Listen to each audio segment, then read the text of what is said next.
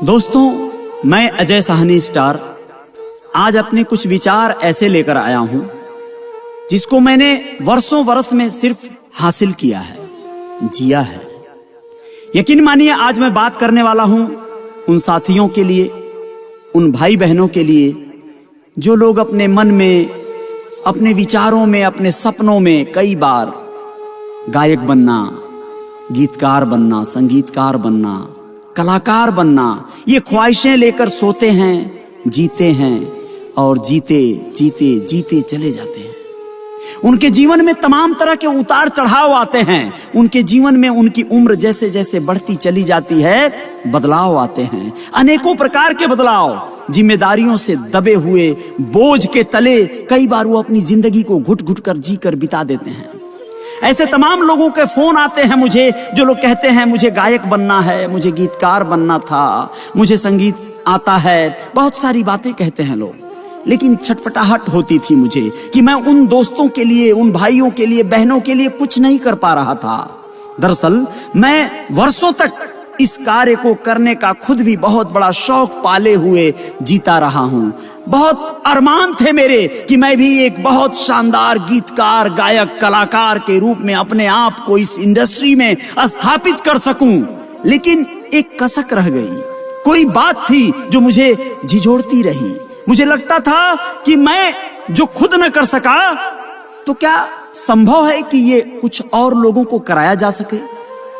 आज आप लोगों को बताना चाहूंगा, वो दिन आ गया है, वो अवसर, वो समय आ गया है जब मैं Nishad music and recording studio के द्वारा मुंबई महानगर में अपने आप को खड़ा कर पाया हूं और लय म्यूजिक एंड मूवीज जो मेरा यूट्यूब का ऑफिशियल चैनल है, वहां से लोगों को अवसर देना चाहता हूं, मौका देना चाहता हूं। मैं चाहता हूं कि जो अवसर, जो मौका बहुत बार मुझे न मिल सका या मैं ले न सका, मेरे अंदर शायद वो काबिलियत नहीं थी, वो जज्बा नहीं था स्ट्रगल करने का, संघर्ष करने का, या वो क्वालिटी नहीं रही, जो कह लीजिए, लेकिन बड़ी आसानी से कुछ लोगों को दिया जा सकता है, बड़ी आसानी से कुछ लोगों को तक पहुंचाया जा सकता है, कम खर्च में, जो एकदम वाजिब खर्च हो, जो ज्यादा न लगे, लोगों को लगे कि एकदम वो उनके हिसाब से कुछ हो रहा है।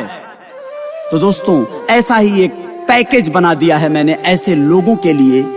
जब आपको लगेगा कि एक म्यूजिक एल्बम जो पहले 8 गाने का बना करता था, उसको बनाने में जो 50,000 1 लाख रुपए खर्च हो जाते थे, अब आपको Nishad music and recording studio और लय म्यूजिक एंड मूवीज के सौजन्य से यह अवसर दिया जा रहा है कि आप लोग 50,000 रुपए में 50 गाने गा सकें। एक साल में गाइए या 2 महीने में गा दीजिए, रोज गाइए या सप्ताह में 1 गाइए, लेकिन आपको गीत मिलेगा लिखकर। अगर आपके पास गीत नहीं है तो यदि आप गीत लेकर आते हैं या आप स्वयं लिखते हैं तो उसी गीत को हम ट्रैक बनवाएंगे, नया ट्रैक बनवाएंगे, एकदम फ्रेश, जो कॉपीराइट कंटेंट फ्री होगा, और आपको संगीत दिया जाएगा, आपको बताया जाएगा।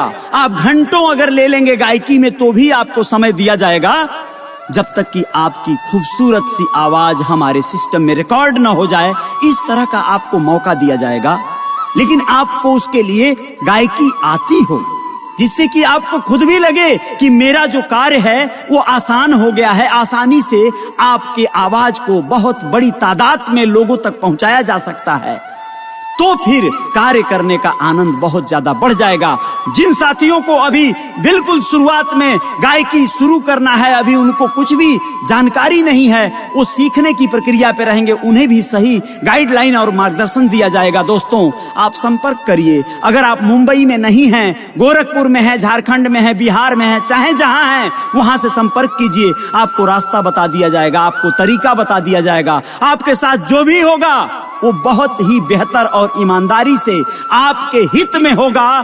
किसी प्रकार का कोई स्वार्थ नहीं है यहाँ सिर्फ और सिर्फ एक ऐसी भावना प्रबल हुई है कि आपके हुनर को एक बड़ा मंच मिले या एक छोटा मंच मिले, लेकिन मंच मिले जहां से उसे प्रमोट किया जाए। कल को अगर आपका कोई गाना लय म्यूजिक एंड मूवीज से बहुत बेहतर चल पड़ा, उससे कुछ रेवेन्यू जनरेट हो रहा है, पैसे आ रहे हैं किसी भी सोशल मीडिया के साइट से, तो आपको 50% का रेवेन्यू दे दिया जाएगा सहर्ष।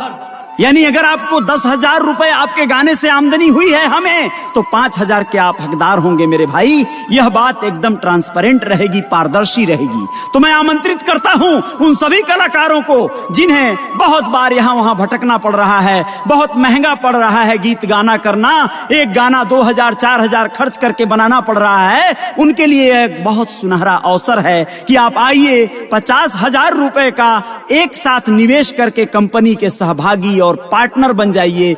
1 साल तक लगातार कार्य करिए। इस 1 साल में 2022 में इस कंपनी से, इस चैनल से, इस स्टूडियो से कईयों लोगों की जय जयकार होनी है। बहुत बहुत धन्यवाद, बहुत बहुत शुक्रिया।